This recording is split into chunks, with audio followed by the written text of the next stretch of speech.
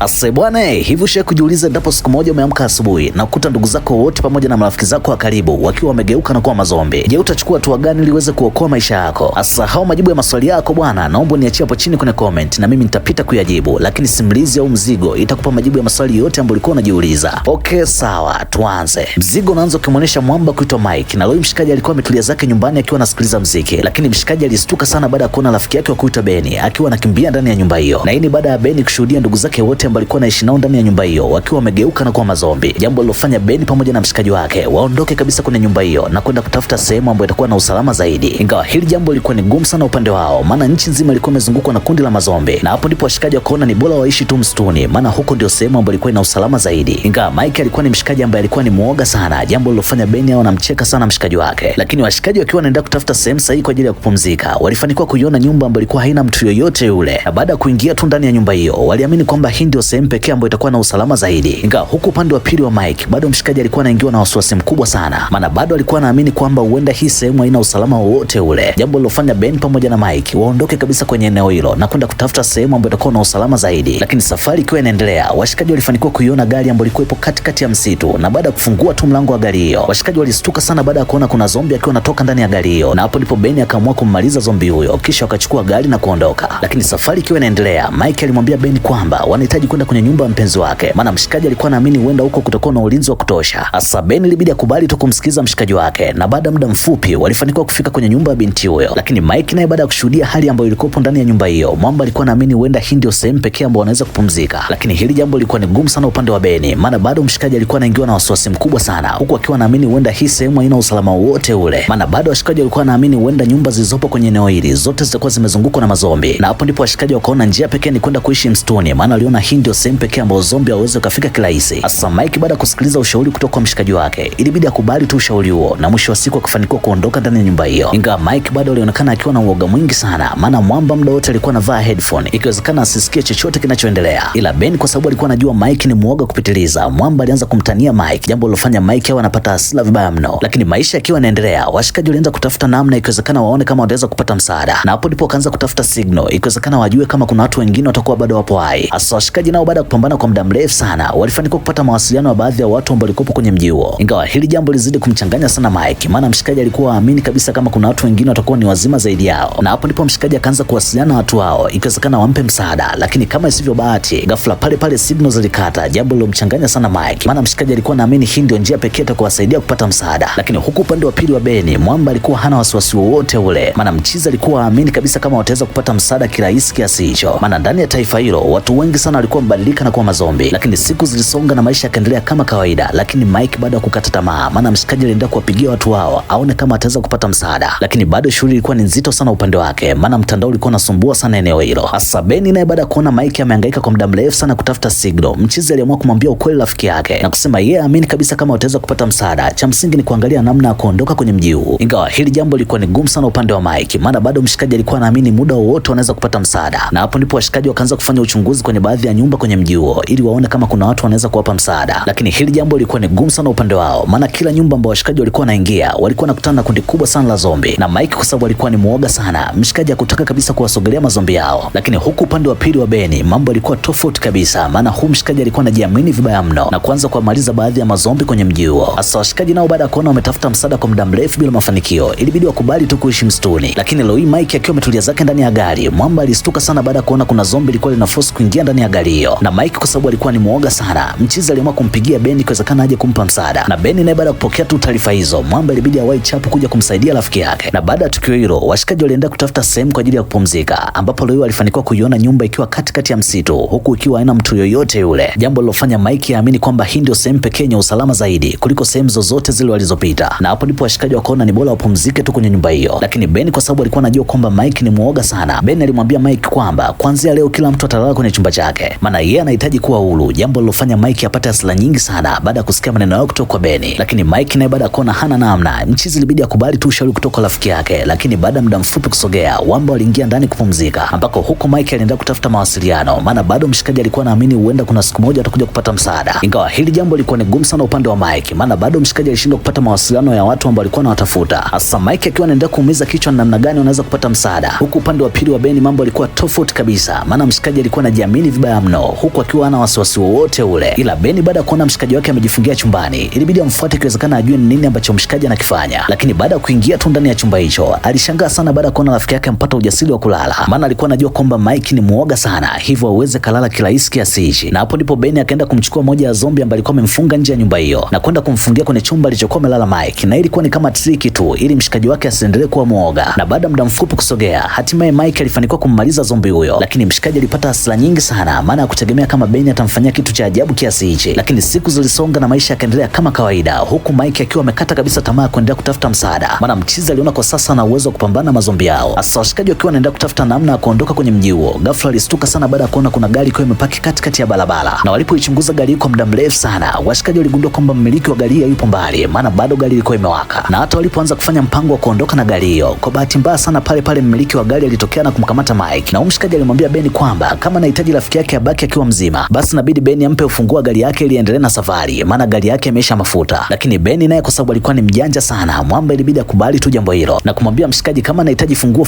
ipo ndani ya gari, hivyo anaweza akachukua gari hiyo na kuondoka. Hasa mchizi naye baada ya kusikia maneno yao kutoka kwa Beni, ilibidi amwachie Mike na kuingia ndani ya gari hiyo. Lakini jambo la kushangaza ni kwamba mchizi baada ya kuingia tu ndani ya gari hiyo hakufanikiwa kabisa kuiona funguo. Na hapo ndipo mshikaji akaona hana ujanja, maana mshikaji alijua kwamba Beni huenda alikuwa anamdanganya, na njia pekee itakayofanya Beni asimmalize ni kuondoka kabisa kwenye eneo hili. Lakini hilo jambo lilikuwa ni ngumu sana upande wa mshikaji huyo, maana kabla mshikaji hajaondoka, ghafla pale pale Beni alimwahi na kummaliza. Ingawa hili jambo Mike hakulipenda hata kidogo, maana aliona ni kama mshikaji wake amezidi kuwa watu ovyo. Lakini Beni aliamua kumwambia ukweli rafiki yake na kusema yeye anafanya hivi kwa ajili ya kujilinda tu, maana endapo angemwacha ule mshikaji kuna siku angekuja kuwamaliza. Hasa mazungumzo kati ya Beni pamoja na Mike akiwa yanaendelea, ghafla kuna gari moja ambayo ilikuwa imekuja na kupaki mbele yao, na watu ambao walikuwa ndani ya gari hiyo walikuwa ndugu zake wa Jerry, yule mshikaji aliyeuawa na Beni muda mchache uliopita. Na watu walikuwa wamekuja kumletea Beni mafuta, maana walipata taarifa kwamba Beni amekwama kwenye eneo hili, jambo lilofanya binti aulizwe washikaji hao wa Jerry upo wapi, maana alikuwa anaamini huenda washikaji watakuwa wanajua kila kitu kinachoendelea. Hasa Beni naye baada ya kuona shughuli ishakuwa nzito, ilibidi amwambie binti huyu kwamba aliamua kumaliza Jerry kwa sababu alikuwa anaamini huenda mshikaji atakuwa ni mwizi. Na hii ni moja ya kauli inayomfanya binti huyu apate hasira nyingi sana, na hapo ndipo binti akaamua kumshuti Beni kwenye mguu wake, kisha akampokonya funguo ya gari na kuitupa polini. Na baada ya muda mfupi kusogea, binti aliamua kuondoka zake. Hasa Beni pamoja na Mike walikuwa wanapitia wakati mgumu sana, maana gari ambayo walikuwa wanaitumia ilikuwa haina ufunguo, hivyo ilikuwa ni ngumu sana kuondoka kwenye eneo hili, jambo lilofanya washikaji wabaki kwa zaidi ya masaa 12 bila kupata msaada. Hasa washikaji wakiwa wanaendelea kufanya namna ikiwezekana waondoke kwenye eneo hilo, kwa bahati mbaya sana kiza kiliingia, huku kundi kubwa sana la mazombi lilikuwa limewavamia. Na hapo ndipo washikaji wakaamua kujifungia ndani ya gari ikiwezekana wajilinde tu na mazombi yao. Lakini Mike baada ya kuona wamekaa ndani ya gari hiyo kwa muda mrefu sana, mchizi aliamua kupanda juu ya gari ikiwezekana aone kama wanaweza kuchomoka ndani ya gari hiyo. Lakini kama isivyo bahati, Mike akiwa anaenda kutafuta utaratibu wa kuondoka kwenye eneo hilo, kwa bahati mbaya sana kuna zombi alimng'ata kwenye mkono wake. Lakini Beni naye baada ya kushuhudia tu jambo hilo, mwamba aliingiwa na wasiwasi mkubwa sana, huku akiwa naamini muda wowote rafiki yake anaweza kubadilika na kuwa zombi. Na hapo ndipo Beni akaamua kufanya maamuzi magumu ya kummaliza Mike ikiwezekana abaki akiwa mzima. Na baada ya tukio hilo, mshikaji aliona hawezi tena kuendelea kukaa ndani ya gari hiyo, na hapo ndipo Beni akaamua kujitosa na kuchomoka kwenye gari hiyo. Lakini baada ya kufika tu nje, kuna kundi kubwa sana la mazombi ilianza kumfuatilia, ila Beni kwa sababu alikuwa anajiamini sana, mwamba alifanikiwa kupambana na mazombi yao na mwisho wa siku akawakimbia, na akawa ndio mtu pekee aliyebaki akiwa hai kwenye mji huo, huku watu wote wakiwa mbadilika na kuwa mazombi. Asa bwana, na ndio mwisho wa simulizi kali ya movie yetu, na ulikuwa na mimi Vasco Rhymes ndiye kuletea simulizi hizi kuanzia mwanzo mpaka mwisho. Lakini kama utakuwa unahitaji kupata full movies, basi nicheki kwa WhatsApp namba 0765470764. Lakini ili uwe wa kwanza kabisa kupata movies zetu, usahau kupita pale YouTube na kusubscribe kisha bonyeza alama ya kengele ili uwe wa kwanza kabisa kupata movies zetu. Okay, asante, enjoy.